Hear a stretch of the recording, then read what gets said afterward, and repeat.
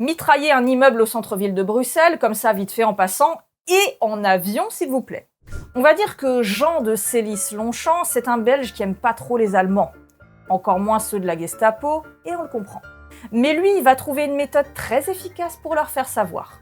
Avec un nom à tiroir pareil, Jean de Sélis-Longchamp est issu d'une grande famille de la noblesse liégeoise. Et comme son père avant lui, il a choisi la carrière militaire.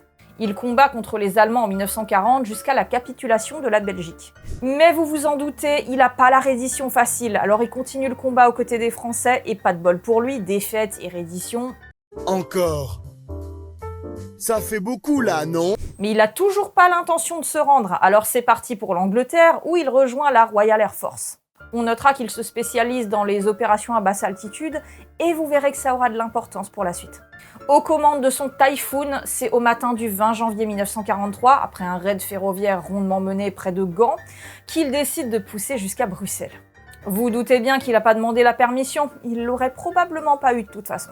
Volant d'abord juste au-dessus des toits pour éviter la protection antiaérienne allemande, il se place en rase-motte au milieu de la large avenue Émile Demeaux, au bout de laquelle se dresse l'immeuble de 12 étages occupé par la Gestapo.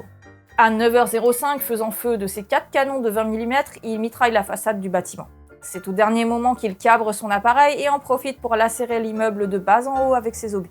À 9h44, il était de retour sain et sauf en Angleterre. Vite fait, bien fait, comme on dit.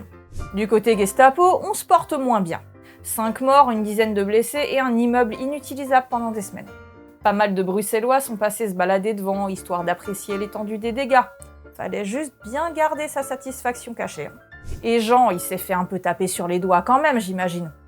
Mais si on raconte qu'il a été rétrogradé pour ce raid improvisé, la vérité est que cette rétrogradation était déjà prévue.